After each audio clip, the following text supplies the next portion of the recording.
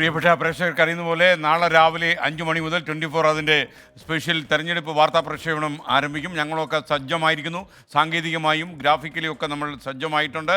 അപ്പോൾ നമ്മുടെ ടീം റെഡിയാണ്. അപ്പോൾ മാത്രമല്ല വയനാട്ടിൽ ദീപക് തർമടം നമുക്കിപ്പോൾ വയനാട്ടിൽ നിന്ന് ഇപ്പോൾ ചേരും.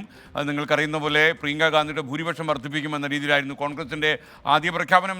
എന്നാൽ ഈ വോട്ടിംഗ് ശതമാനത്തിലൊരു കുറവ് വന്നതോടെ അത്രയും ഒരു വലിയ ആത്മവിശ്വാസത്തോടുള്ള അവകാശവാദം വയനാട്ടിൽ നിന്ന് ഉയർന്നു കേൾക്കുന്നില്ല.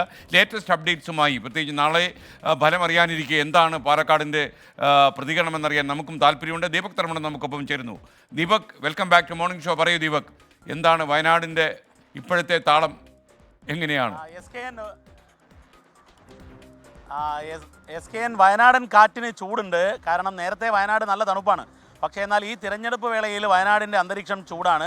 ആ പ്രചരണ ചൂടൊന്നും തന്നെ ഈ വോട്ടിംഗ് പെർസെൻറ്റേജ്, അതായത് വോട്ടേഴ്സിനെ പോളിംഗ് സ്റ്റേഷനിൽ എത്തിക്കുന്നതിൽ സംഭവിച്ചില്ല എന്നുള്ളതാണ് ഏറ്റവും ദുഃഖകരമായ കാര്യം. അതായത് 72.92% കഴിഞ്ഞ രാഹുൽ ഗാന്ധിയുടെ തെരഞ്ഞെടുപ്പ്, ആ തെരഞ്ഞെടുപ്പിലെ പോളിംഗ് ശതമാനത്തിൽ നിന്നും 72.92 നിന്നും 64.71 പോളിംഗ് ശതമാനം കുറഞ്ഞു. ഒരുപക്ഷെ അത് കണക്കിലാക്കി ആയിരിക്കാം ആ വോട്ടെടുപ്പ് ദിവസം ഏതാണ്ട് പാതിയോടെക്കുമ്പോഴാണ് പ്രിയങ്ക ഗാന്ധി നമ്മളോട് സംസാരിക്കുന്നത്. 24 പറഞ്ഞത് ഞാൻ ഭൂരിപക്ഷത്തെക്കുറിച്ച് ചിന്തിക്കുന്നില്ല എന്നാണ്. കാരണം ഭൂരിപക്ഷം സഹോദരനേക്കാൾ സഹോദരി ഉയർത്തും, രാഹുൽ ഗാന്ധിയേക്കാൾ പ്രിയങ്ക ഗാന്ധി വർദ്ധിപ്പിക്കും, 5 ലക്ഷത്തിന് മുകളിലേക്ക് ഭൂരിപക്ഷം പോകും എന്നൊക്കെ ആയിരുന്നു UDFിൻ്റെ അവകാശവാദം. പക്ഷേ എന്നാൽ UDF ക്യാമ്പിൽ ഇപ്പോൾ അടക്കം പറച്ചിൽ ഭൂരിപക്ഷത്തിൽ വലിയ വർധന ഉണ്ടാകില്ല എന്നുള്ളതാണ്.